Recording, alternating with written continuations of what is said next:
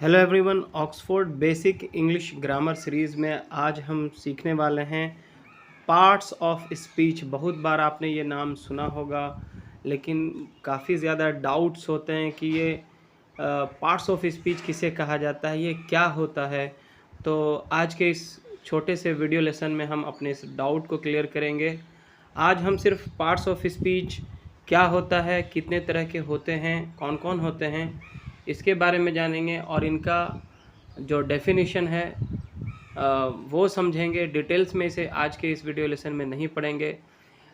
Parts of speech में जितने भी पार्ट हैं उन सारे के नाम को याद करेंगे और उन सब के डेफिनेशन को याद करेंगे, और बाद में पार्ट वाइज एक एक करके इन सारे पार्ट्स को जो है डिटेल्स में पढ़ेंगे। उनके कितने टाइप्स होते हैं, क्या काइंड्स होते हैं, वो सारे हम आने वाले वीडियोज़ में पढ़ेंगे। तो आज हम सिर्फ पार्ट्स ऑफ स्पीच क्या होता है, किसे कहते हैं, कितने तरह के होते हैं और कौन कौन होते हैं, ये जानेंगे। तो आइए स्टार्ट करते हैं। अंग्रेजी के सभी शब्दों को वाक्यों में कार्य एवं प्रयोग के आधार पर 8 भागों में बांटा गया है, ठीक है। और इनमें से प्रत्येक भाग को पार्ट्स ऑफ स्पीच कहा जाता है। पार्ट्स ऑफ स्पीच को हिंदी में शब्द भेद कहते हैं। All the English words are divided into 8 groups according to the work they do in a sentence. Each group is called part of speech. Okay?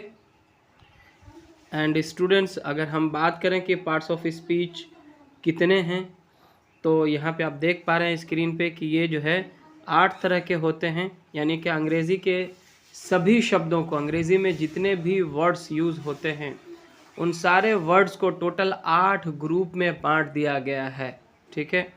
और इन सब 8 ग्रुप को क्या कहते हैं? Parts of speech.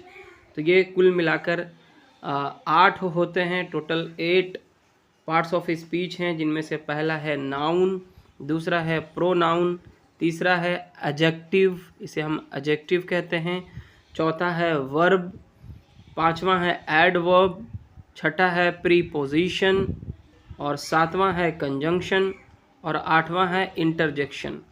तो आपको क्या करना है, इन 8 का नाम याद कर लेना है और इन सब की स्पेलिंग भी याद कर लेनी है। पहला है नाउन, NOUN, नाउन, इसे हम हिंदी में संज्ञा कहते हैं।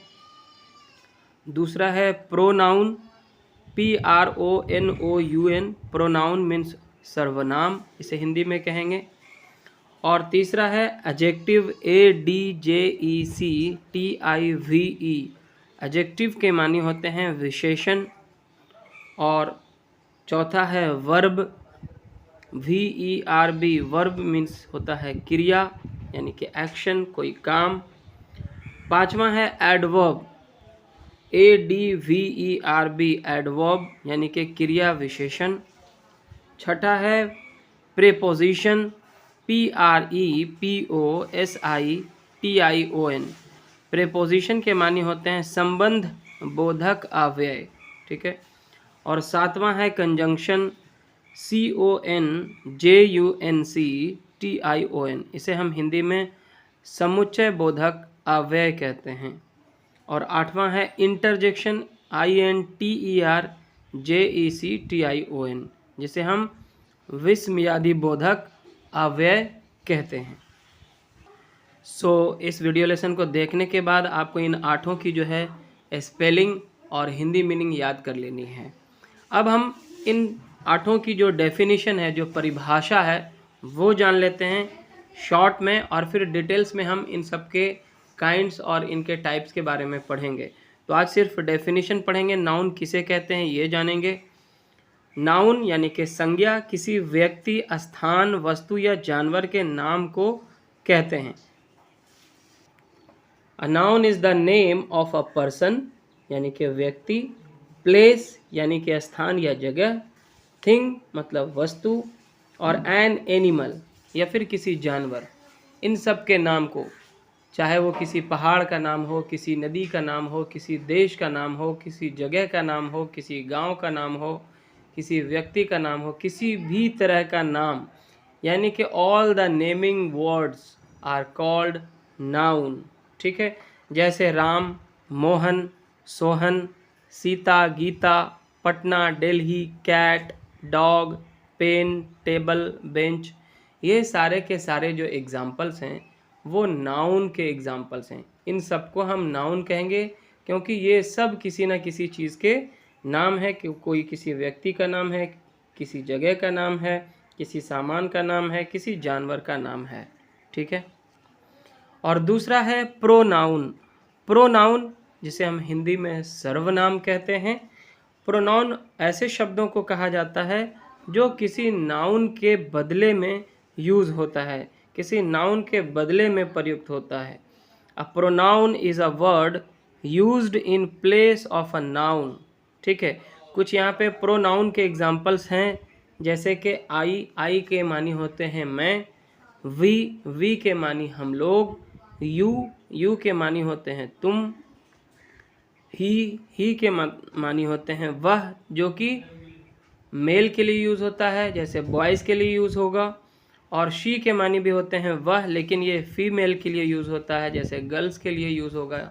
अगर आपको कहना है कि वह एक लड़का है तो आपको कहना होगा ही इज़ अ बॉय। और अगर आपको ये कहना है कि वह एक लड़की है तो आपको ही नहीं बल्कि वहाँ पे आपको कहना होगा शी इज़ अ गर्ल। ठीक है। इट के मानी भी यह होता है, और ये आम तौर से जानवरों और वस्तुओं के लिए इस्तेमाल होता है। दे के मानी होते हैं वे या वे लोग।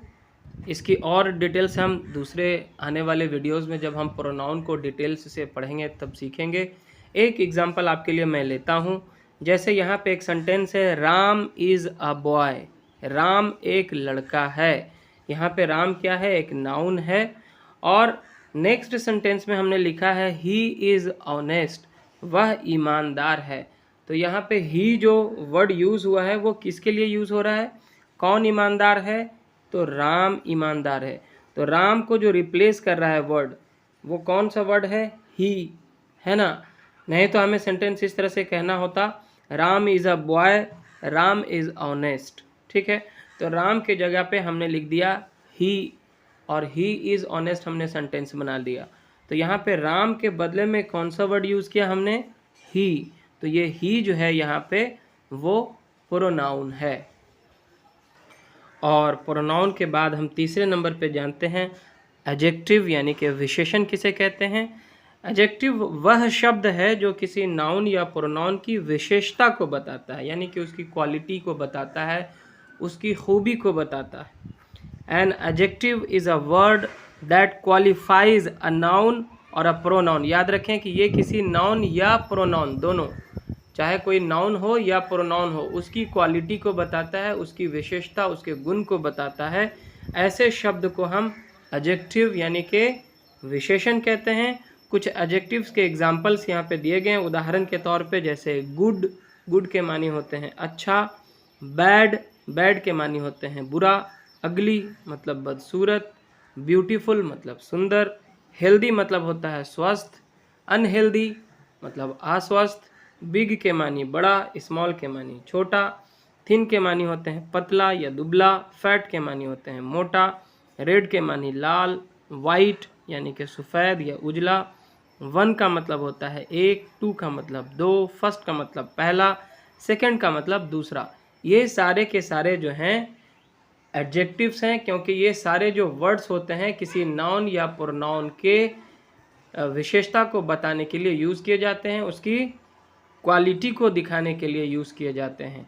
जैसे कुछ एक एग्जांपल लेते हैं।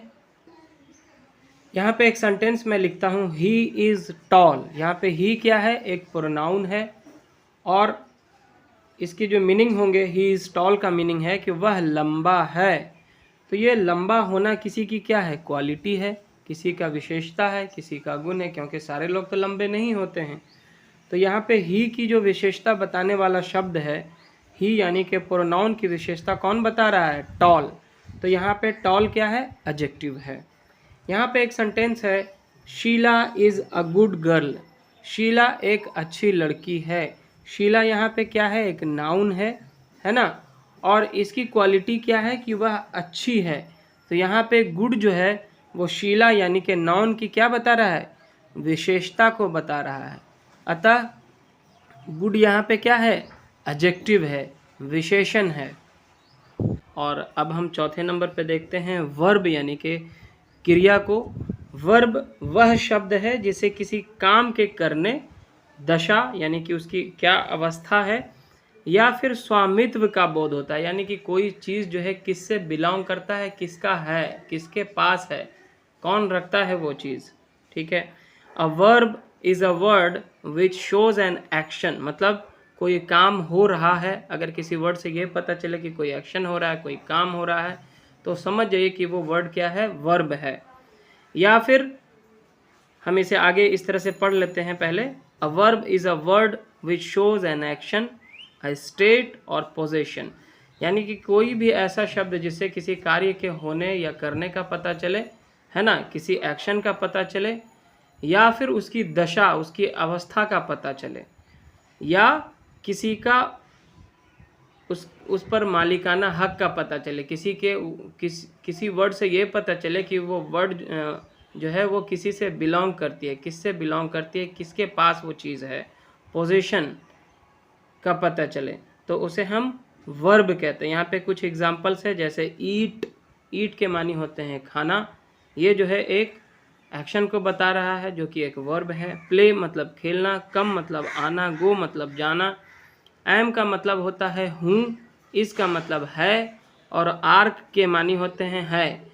ये तीनों जो है अवस्था के बारे में बताता है। अगर कोई लड़का कहता आई एम ए बॉय, तो मैं क्या हूँ, एक लड़का हूँ, तो ये हूँ कौन बता रहा है, एम। तो यहाँ पे एम क्या है, किसी की दशा को बता रहा है, किसी की अवस्था को बता रहा है। ठीक है। उसी प्रकार से हैव के मानी होते हैं रखता है या पास है। हैज़ का मतलब भी वही होता है, रखता है या पास है, लेकिन हैव जो है आई के साथ और प्लूरल सब्जेक्ट के साथ यूज़ होता है, जो कि आप बाद में पढ़ेंगे। और हैज़ जो है singular subject he, she, it और किसी नाम के साथ यूज़ होता है। ठीक है। तो ये दोनों, या फिर हैड जो है इसी का पास्ट रूप है कि कोई चीज़ मेरे पास था, और शैल और विल जो है वो फ्यूचर का पार्ट है कि मेरे पास कोई चीज़ होगा, है ना, मैं कुछ करूँगा। और शुड के मानी होते हैं चाहिए। तो ये सारे के सारे जो हैं, जो वर्ड्स आपने अभी सुने, ये सारे के सारे क्या हैं, वर्ब है। इससे या तो किसी एक्शन का पता चलता है, या किसी चीज़ की दशा का पता चलता है, या फिर स्वामित्व का पता चलता है। कुछ एग्जांपल्स लेते हैं। चलिए, जैसे यहाँ पे एक सेंटेंस मैं लेता हूँ, आई ईट, मैं क्या करता हूँ, मैं खाता हूँ। यहाँ पे ईट क्या है, वर्ब है। किससे, क्योंकि इससे जो है एक एक्शन का पता चल रहा है, इससे कुछ काम करने का पता चल रहा है कि मैं खा रहा हूँ। अमन इज़ इल, अमन बीमार है। यहाँ पे इज़ जो है एक अमन की अवस्था को बता रहा है कि वो क्या है, तो बीमार है। तो यहाँ पे इज़ क्या हो गया, एक वर्ब हो गया। यू हैव अ कार, तुम्हारे पास एक कार है। यहाँ पे स्वामित्व का पता चल रहा है हैव से। हैव का मतलब तुम्हारे पास है, तो ये हैव क्या कर रहा है, आपके पास कार है का स्वामित्व को दिखा रहा है कि आपके पास कार है। तो हैव जो है यहाँ पे वर्ब है। तो इस तरह से यहाँ पे ईट, इज़ और हैव वर्ब के एग्जाम्पल हैं। और आगे हम एडवर्ब यानी कि क्रिया विशेषण की डेफिनेशन जानते हैं। एडवर्ब वह शब्द होता है जो किसी वर्ब, एडजेक्टिव या दूसरे एडवर्ब की विशेषता बताता है। An adverb qualifies a verb, an adjective और अनदर एडवर्ब। ठीक है। जैसे कि स्लोली, स्लोली के मानी होते हैं धीरे धीरे। केयरफुली मतलब बहुत ध्यान से। वेरी के मानी होते हैं बहुत। फास्ट के मानी होते हैं तेज़।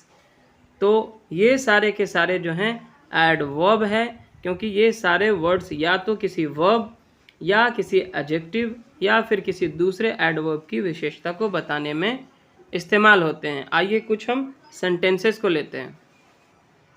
पहला सेंटेंस है ही रन्स वेरी फास्ट, वह बहुत तेज़ दौड़ता है। आप एक बार की क्या करें, वेरी को हटा के इस सेंटेंस को पढ़ें। ही रन्स फास्ट, वह तेज़ दौड़ता है। यहाँ पे देखिए रन्स क्या है, एक वर्ब है क्योंकि ये एक्शन कर रहा है। और फास्ट क्या है, इस वर्ब की विशेषता को बता रहा है, यानी कि एडजेक्टिव है। ठीक है। वह तेज़ दौड़ता है, यहाँ पे फास्ट क्या है, एडजेक्टिव है। लेकिन अगर इसी सेंटेंस को हम इस तरह करें, ही रन्स वेरी फास्ट, यानी कि एडजेक्टिव की भी क्वालिटी को बता रहा है। फास्ट की भी क्वालिटी क्या है? वेरी फास्ट, बहुत तेज। ठीक है, तो यहाँ पे वेरी क्या है? इस वर्ब की, यहाँ पे वेरी क्या है? ये जो एडजेक्टिव है फास्ट, फास्ट क्योंकि ये किसी की क्वालिटी को बता रहा है, तो इसकी भी क्वालिटी बता रहा है वेरी, कि दौड़ता तो है, तेज तो दौड़ता है, लेकिन बहुत तेज दौड़ता है। तो यहाँ पे वेरी क्या है? एडवर्ब है। ठीक है, उसी तरह से है मोहन वॉक्स स्लोली। यहाँ पे मोहन वॉक्स अगर हम सिर्फ लें तो मोहन क्या है? टहलता है। यहाँ पे एक मोहन जो है नाउन है और वॉक्स यहाँ पे क्या है? एक वर्ब है। लेकिन इस वर्ब की क्वालिटी को कौन बता रहा है यहाँ पे? स्लोली। मोहन वॉक्स स्लोली, मोहन धीरे धीरे चलता है। तो ये धीरे धीरे क्या है? इस वॉक यानी कि वर्ब की क्या है? क्वालिटी है ना, उसकी विशेषता है। तो यहाँ पे स्लोली क्या हो गया? एडवर्ब हो जाएगा। और अगला है प्रेपोजिशन यानी कि संबंध बोधक अव्यय। प्रेपोजिशन वह शब्द है जो प्रायः किसी नाउन या प्रोनाउन के पहले आकर उस नाउन या प्रोनाउन का जो संबंध है वो वाक्य में प्रयुक्त किसी अन्य शब्द या शब्दों से कराता है। A preposition is a word usually placed before a noun or a pronoun to show its relation to some other word or words in the sentences। जैसे कि in, into ये दोनों के मानी होते हैं, में या अंदर, at के मानी होते हैं, पर, on के मतलब भी होते हैं ऊपर, by, to, from, of, with, without, ये सारे के सारे जो हैं प्रेपोजिशन के एग्जाम्पल्स हैं। ठीक है, बाई के माने होते हैं के द्वारा, है ना, टू के मतलब होता है को, फ्रॉम का मतलब होता है की तरफ, के तरफ से, ऑफ का मतलब होता है का, विद का मतलब होता है साथ, और विदाउट का मतलब होता है के बिना। ठीक है, तो कुछ सेंटेंसेस देखते हैं। तो यहाँ पे एक एग्जाम्पल है, I am going to school, मैं विद्यालय जा रहा हूँ या स्कूल जा रहा हूँ। यहाँ पे स्कूल एक नाउन है और इसके पहले जो शब्द यूज़ हुआ है टू, मतलब मैं कहाँ को जा रहा हूँ? मैं स्कूल को जा रहा हूँ, है ना, मैं स्कूल जा रहा हूँ। तो यहाँ पे स्कूल के पहले जो टू आ गया है, टू यूज़ हुआ है, ये क्या करता है? स्कूल का जो संबंध है इसका इन और सारे जो वर्ड्स हैं आई एम गोइंग इसके साथ में कराता है ना। तो यहाँ पे टू क्या है? प्रीपोजिशन है। दूसरा सेंटेंस है she is in the room. यहाँ पे देखिए रूम के पहले आता है इन, वह कहाँ है? तो वो है कमरे के अंदर है, वह कमरे के अंदर है। यहाँ पे इन जो है रूम का रिलेशन बाकी के सेंटेंस के बाकी शब्दों के साथ कराता है ना। तो यहाँ पे इन क्या है? प्रीपोजिशन है। अच्छा, यहाँ पे दोनों सेंटेंसेस में ये दोनों टू और इन जो है वो नाउन के पहले यूज़ होता है। और यहाँ पे देखिए इस सेंटेंस में दिस इज़ फॉर यू, यह आपके लिए है। फॉर का मतलब होता है आप के लिए, फॉर का मतलब होता है के लिए। तो दिस इज़ फॉर यू ये आपके लिए है, यानी कि यहाँ पे यू के पहले यूज़ हुआ है, प्रोनाउन के पहले यूज़ हुआ है फॉर, और ये फिर यू का जो रिलेशन है बाकी के शब्दों के साथ कराता है। सेंटेंस के बाकी शब्दों को जोड़ने के लिए ये जो है फॉर का यूज़ हो रहा है यहाँ पे, दिस इज़ फॉर यू। तो यहाँ पे फॉर क्या है? प्रीपोजिशन है। और पार्ट्स ऑफ स्पीच में जो 7वें नंबर पे है वो है कंजंक्शन यानी कि समुच्चय बोधक अव्यय। कंजंक्शन वह शब्द है जो शब्दों या वाक्यों को जोड़ता है, कनेक्टर का काम करता है। A conjunction is a word which joins words or sentences together। ठीक है, जैसे एंड के मानी होते हैं और, बट के मानी होते हैं लेकिन, और के मानी होते हैं या, और ये जो ETC लिखा होता है इसको पूरा कहते हैं एटसेट्रा, यानी कि इत्यादि इत्यादि वगैरह वगैरह। ठीक है, तो यहाँ पे हम 3 सेंटेंसेस लेते हैं। जैसे पहला सेंटेंस है Radha and Sarla are dancing, Radha और सरला नाच रही हैं। यहाँ पे राधा और सरला को जो जोड़ने का काम कर रहा है वो है एंड। ठीक है, ये इन दोनों शब्दों को क्या कर रहा है? जोड़ रहा है। तो यहाँ पे एंड क्या है? कंजंक्शन है। दूसरा सेंटेंस है आई वॉज रीडिंग, मैं पढ़ रहा था। एक और सेंटेंस है यहाँ पे ही वॉज स्लीपिंग, वह सो रहा था। दो सेंटेंस है यहाँ पे separate separate. I was reading मैं पढ़ रहा था, ही वॉज स्लीपिंग वह सो रहा था। लेकिन इसको इन दोनों सेंटेंस को एक साथ इस तरह से बोला जा रहा है, I was reading but he was sleeping.